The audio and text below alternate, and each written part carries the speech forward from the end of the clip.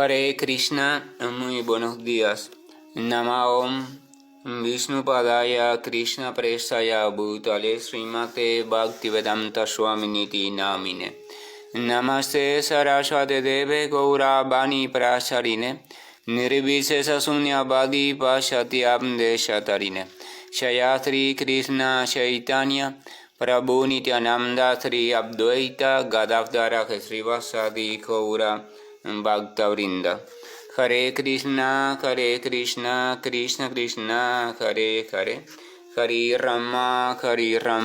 Rama Rama, Hare Hare.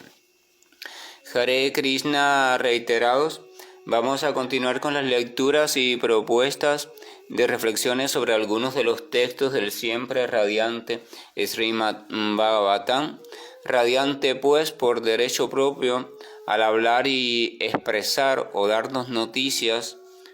autorizadas y noticias puras sobre lo absoluto y sobre el absoluto o la suprema personalidad de Dios en vista y concebida desde sus diferentes aspectos o desde algunos de sus diferentes aspectos. Entonces en ese tanto es siempre maravilloso, liberador, resplandeciente el Srimad Bhagavatam, o todo texto o todo conjunto de narraciones y sentires que nos revelen en algún modo los ecos de la presencia siempre interminable, siempre constante, de la absoluta verdad o de la absoluta realidad o de la absoluta personalidad. Y estos tres absolutos no son diferentes: realidad, verdad, personalidad. Son todos la misma cuestión o se pueden comprender como aspectos de una única cuestión indescriptible, cuestión innombrable a ciencia cierta, y aún así es dada también a descripción y dada también a nombramientos. Cuando siempre a veces repito esto, y esto es importante porque nos ayuda a resituarnos, porque con el día a día de las lecturas o de la escucha uno lo va escuchando, leyendo como una cuestión más, de una cultura más y de cosas así. Y no se trata de la cultura, de dónde viene, del país, de los autores, no. Se trata del contenido. Se trata de ir cultivando la certeza, al menos del que quiera conocer y aprovechar la verdadera sustancia de los textos que hacen referencia a lo absoluto, ir cultivando la certeza de la presencia de lo absoluto. Existimos como porciones, existimos como minúsculas proyecciones, como minúsculas superficies donde se va reflejando continuamente lo que llamamos la realidad propia, la realidad construida por nosotros mismos, la realidad circunscrita a nosotros mismos, la realidad histórica, cultural, etcétera, etcétera, y también la realidad misteriosa, aquella que escapa siempre a la frontera de lo que conocemos como nuestros límites de personalidad o nuestros límites de ego o de conocimiento. Y está entonces la gran realidad, que es esa realidad que escapa, o esa parte que escapa y la parte que construimos nosotros, todo ello junto. Entonces está la gran realidad. Y esa es la cuestión, el saber a modo cierto, porque es una cosa entendible, se puede llegar a ella por conclusión reflexiva, a modo cierto de la existencia de esa gran realidad, y al sabernos existiendo en esa propia gran realidad y por tanto al sabernos poseedores de la capacidad para acceder en algún modo limitado, pero a fin de cuentas un modo también, a esa gran realidad y a la relación y al cómo se sucede el misterio de nuestro existir en ella. En eso está la guía del camino, y en el ejercicio de esa comprensión y de esa realización, ejercicio que sucede en todo caso a nivel interior, aunque también necesariamente a nivel exterior se codifique y manifieste en lo que llamamos nuestra cultura espiritual. En ese ejercicio está el método de el andar continuamente perfeccionándose, porque el andar hacia la relación y comprensión de lo profundo,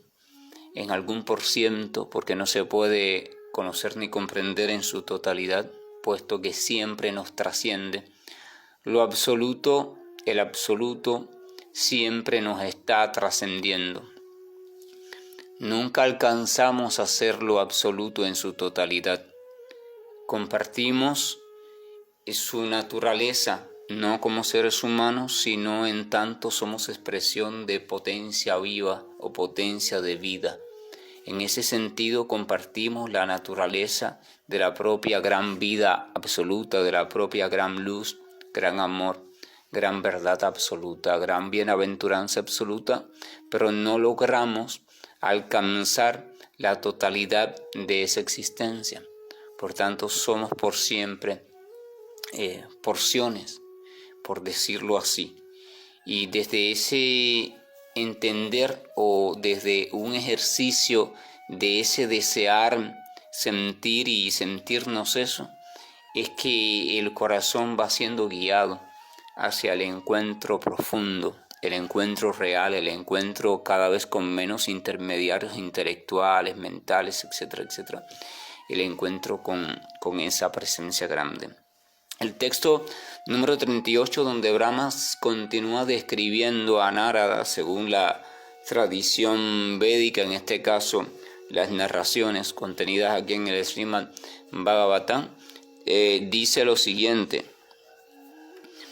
ofrezcamos nuestras respetuosas reverencias a esa suprema personalidad de Dios,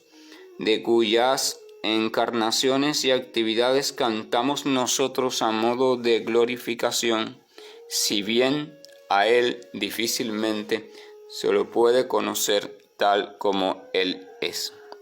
Habíamos hablado de eso ya, el método de la glorificación de aquel de quien solo tenemos noticias y si acaso un vago sentir de su existencia.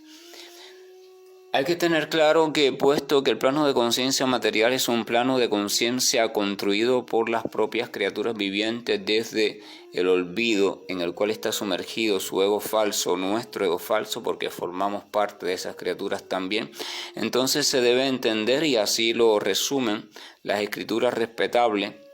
de estas culturas,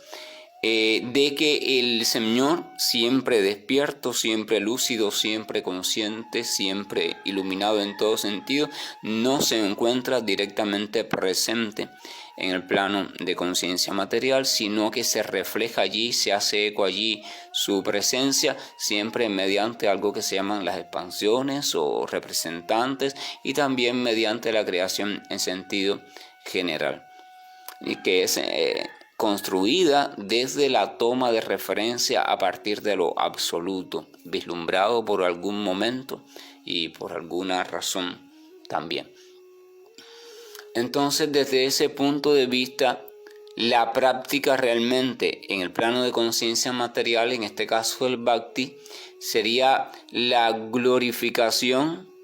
de aquel de quien solamente tenemos noticias que nos van llegando de forma muy limitada, muchas de ellas contaminadas por los tiempos, por tanto hay que purificarlas, hay que sacar la esencia y no quedarnos con la noticia temporal, sacar la esencia, o sea, glorificación de aquel de quien solo tenemos noticias y pocas noticias. No obstante, cuando uno va transformándose y purificándose y relacionándose con otras personas que están más afianzadas a lo absoluto en un sentimiento de sincero amor, entonces uno va desarrollando lo que se llama fe o la certeza de que esas noticias hacen referencias a algo y a alguien que es real, absolutamente real. Entonces ya uno no se interesa tanto por la noticia, sino por el deseo de acercarse, de cómo se puede relacionar conscientemente, cómo puede comenzar a sentir, conocer a eso ese que es real o del cual tiene la certeza que es real, y ahí comienza la búsqueda interior o la búsqueda en la cual la parte quiere reconocer a aquello grande a lo cual la propia parte pertenece. El camino maravilloso del autodescubrimiento y del autodescubrirnos dentro de aquello, dentro de ese. El método de glorificación es un método que tiene varios aspectos,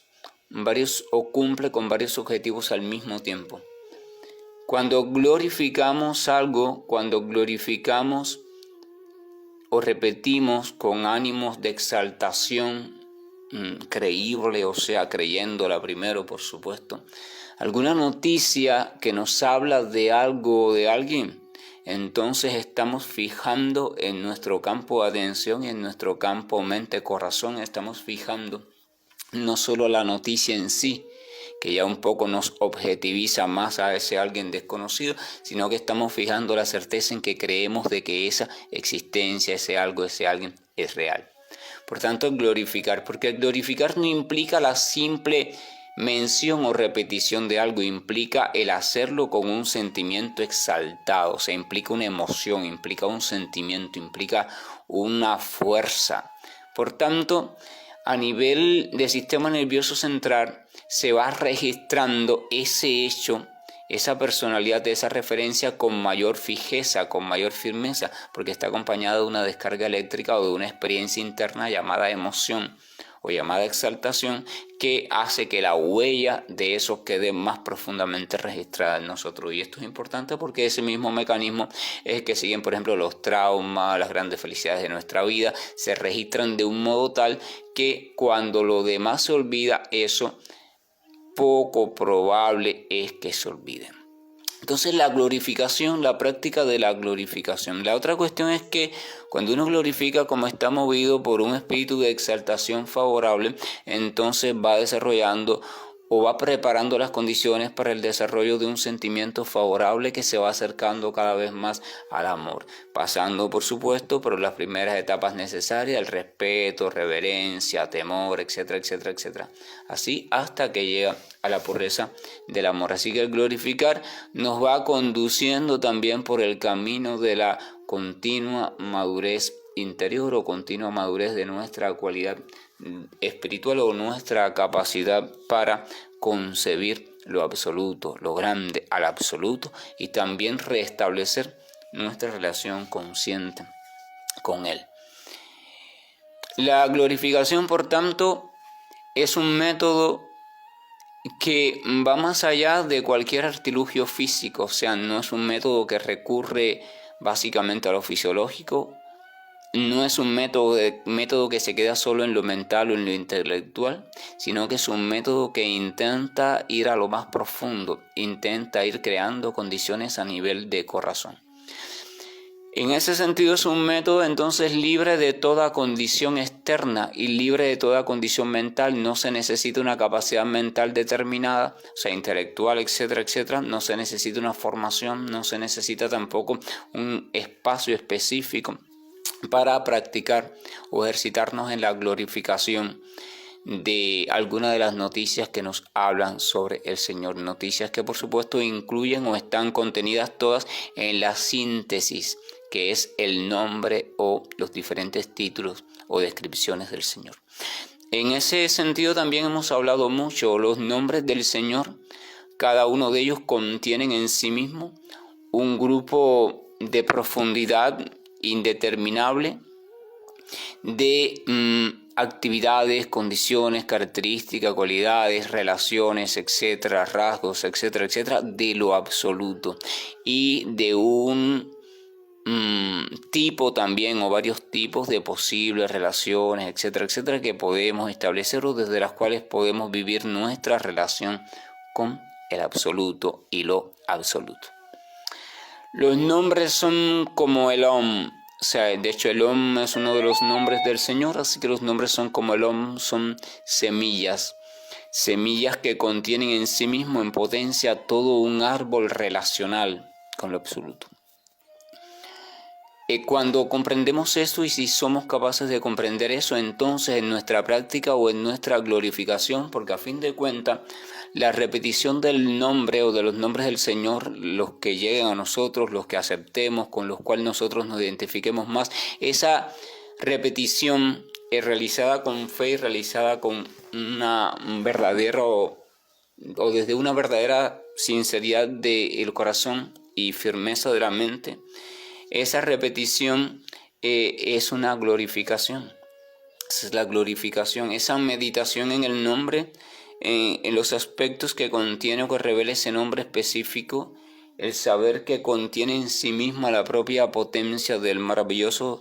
Señor, es una glorificación. Entonces es a lo que también decíamos se llamaba el Sankirtan o el Kirtan, procedimiento o proceso que inició Chaitanya Mahaprabhu, siglo XVI, en la India, de manera masiva, yendo de poblado en poblado, glorificando en bengalí, o sea, el idioma que se hablaba en esas aldeas y al que él mismo hablaba, glorificando los diferentes nombres del Señor. Glorificación que iba acompañada, por supuesto, no solo de un paquete intelectual informativo, o sea, no solo el significado de los nombres, porque el significado no tiene nada que ver con el sentir, sino que también hay que acompañarlo del sentir. O sea, no solo el desmenuzar el supuesto significado de un nombre, sino el sentir el sabor que contiene ese nombre. Usted puede entender cómo se desarrolla una relación y puede desglosar los componentes, las variables que la conforman, las dinámicas internas de cómo sucede el proceso relacional, pero eso no le da acceso al sentir de la propia relación, a lo que experimentan, lo que se están relacionando. Ese sentir se puede inducir más cerca o más lejano a través de la expresión de los comportamientos, etcétera, etcétera, y siempre va a ser impreciso. O sea, el sentir no se puede acceder así. El sentir se tiene que acceder mediante la propia capacidad del sentir. Y por tanto, la glorificación implica esa doble cuestión. La cuestión de un conocer sobre de qué se está hablando, de qué se está glorificando, de quién es el nombre, a qué hace referencia, y la cuestión de un sentir cada vez más, de un disponernos cada vez más, de un purificar cada vez más nuestro corazón, de un silenciar cada vez más nuestras cuestiones oscuras, nuestros ruidos, y disponernos para sentir la presencia del nombre, que a fin de cuentas es tenida, y es ciertamente así, la presencia de lo absoluto contenido o traducido en una porción determinada y en una fórmula vibratoria determinada. En este caso, el sonido, el nombre, o sea, lo sonoro, se hace contenedor de un sentir y de un significado específico de lo absoluto, o de algunos de los rasgos, de algunos de los aspectos del absoluto y de lo absoluto. Es un portal de acceso, es una puerta de acceso a lo absoluto, acceder a lo absoluto mediante el nombre, puesto que no estamos en condiciones de acceder directamente a lo absoluto. Sin embargo, mediante el acceder, mediante el nombre, mediante la relación con el nombre, mediante el relacionarnos, mediante la fórmula sonora y el saber que esa fórmula sonora es representante pura del absoluto, nos va capacitando, nos va ayudando a quitar todo lo que sobra, nos va ayudando a desidentificarnos de todos los falsos egos o falsas identidades, y nos va desarrollando el deseo creciente de irnos entregando cada vez más a lo absoluto. Nos va a ayudarnos después a comprendernos como parte de lo absoluto, como porción integral de lo absoluto, etcétera, etcétera, hasta que por último en su perfección surge el sentimiento. Desde la porción de lo absoluto surge un sentimiento puro hacia lo propiamente absoluto. Es el enamoramiento de lo absoluto hacia lo absoluto. Es la relación absoluta, es la maravilla, la esencia de la vida. Entonces esa es la glorificación. Brahma está diciendo glorifiquemos, o nuestra glorificación, y habla de que dice al final, si bien no se le puede conocer tal como Él es. La glorificación es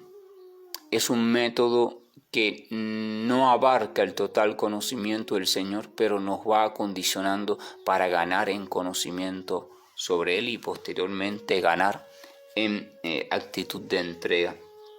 hacia Él. Si lo aprovechamos bien, la glorificación de los santos nombres del Señor, aspecto al cual se hace apunte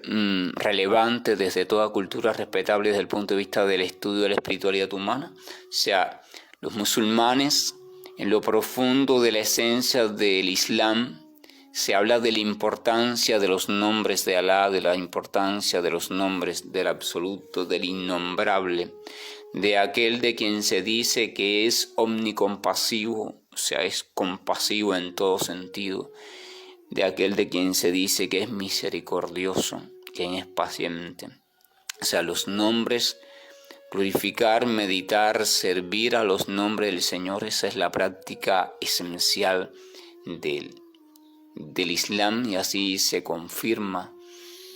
En los Vedas se habla de la grandeza de los nombres, se habla de las cosas siempre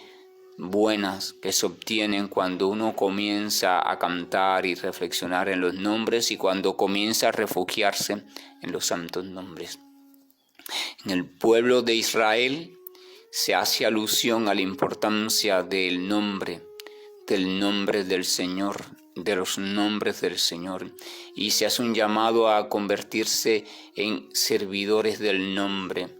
en convertirse en aquellos que claman continuamente al nombre.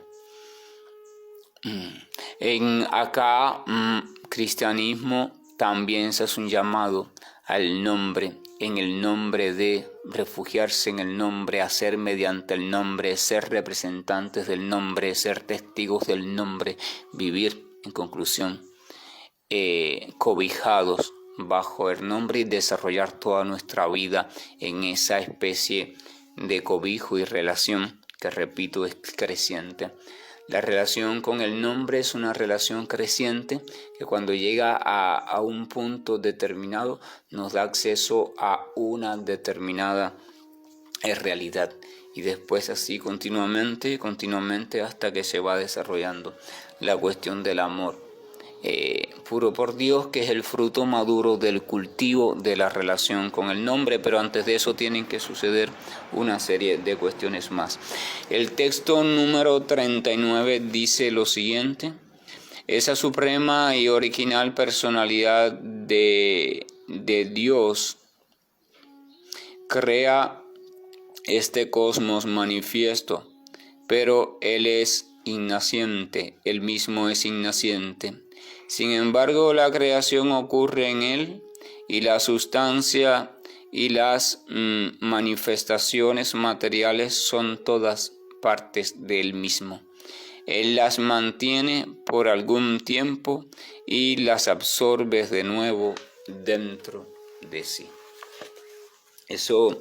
seguimos funcionando lo mismo. El Señor no está directamente ligado a nada, pero todo lo que ocurre de una forma u otra está sucediendo ligado a la energía del Señor, así que por tanto está sucediendo literalmente dentro del Señor, o dentro de por decirlo así, el territorio, la jurisdicción del Señor, ya que el Señor, siendo lo absoluto, lo es todo y lo contiene todo. En ese punto podremos establecer una comparación, por ejemplo, con una creación. Un niño tiene una plastilina y la plastilina sin forma, pero potencialmente tiene todas las formas, porque puede adquirir o recibir todas las formas en función de la forma que sea capaz de darle el niño, pero ya potencialmente puede adquirir cualquier forma sólida, por supuesto. Entonces, en ese sentido podremos comparar a la plastilina con la energía potencial material del Señor en su estado de no manifiesta o de todavía sin forma o sin criterio distinguible o cualidad distinguible. Entonces el niño tiene una forma en su cabeza, tiene un deseo, ya sabe una figurita, ya sabe cómo es esa figurita y por ese modelo que tiene en su mente, entonces dice, voy a conformarlo y toma la plastilina, le empieza a dar forma, la maneja, le sale más cercana o más lejana de su modelo mental y entonces la elabora. Pero después ese mismo niño, a su debido tiempo, vuelve de nuevo a cansarse de la figurita o vuelve a hacerle una bola de plastilina y hace una nueva figurita o perfecciona la figurita anterior. Este ejemplo para comprender no al Señor como un niño caprichoso, sino para comprender esta cuestión de cómo algo es potencialmente nada y eso le da la posibilidad de ser cualquier cosa en función de un determinado propósito y cómo después esa misma cualquier cosa vuelve a ser de nuevo potencialmente todo, o sea, es nada desde el punto de vista reconocible, pero potencialmente todo. La única forma de ser todo es siendo potencialmente todo, o sea, siendo nada en específico y conteniendo en ti la posibilidad entonces de serlo todo. De ese mismo modo entonces se puede entender la cuestión esta de cómo la creación se es o toda creación es, incluyendo la creación de su propia realidad, de mi propia realidad. Estamos construyendo y deconstruyendo constantemente lo que llamamos nuestras realidades. En ese sentido es que somos también copartícipes de la creación junto con el absoluto, pero con una potencia creativa extremadamente limitada y minúscula. Tenemos tendencia creativa, pero esa tendencia es muy limitada, aunque estamos haciendo uso de ella también de forma muy absurda, muy estúpida y muy, por supuesto, alejada del amor, cosa que no ocurre en el absoluto. El absoluto ocurre el proceso ese de creatividad siempre manteniendo a plenitud y en pureza la cuestión de la capacidad de conocimiento, o sea, el mejor modo de, y la cuestión del amor, sea lo más favorable. Y eso junto también ocurre de una forma siempre bella, pero aún así el ser humano está enaltecido con su supuesta capacidad creativa y está supuestamente creando cuestiones para su beneficio particular, aunque muchas veces estas cuestiones pasan por encima del beneficio de todo lo demás, y así son las tonterías humanas. Entonces vamos a dejarlo acá. La relación con el nombre es importante, la práctica de la glorificación. La glorificación es importante. La gente se relaciona con la idea de Dios y se relacionan desde los pedidos, desde las oraciones de solicitud, desde las lamentaciones, desde las necesidades, la mayoría vinculadas a este cuerpo material y a la mente en sus diferentes redes que ha ido estableciendo y construyendo. Eso es importante, es una forma de relación con el Señor, pero es una forma centrada en nosotros, en nuestra conveniencia y deseo. Sin embargo, la glorificación es una forma que escapa a la conveniencia y va reafirmando nuestra relación, como se dice, no interesada o crecientemente desinteresada con el absoluto, y eso nos va purificando aún más que las peticiones. Así que en ese sentido la glorificación es diferente a la petición, y si somos capaces incluso en aquellos momentos donde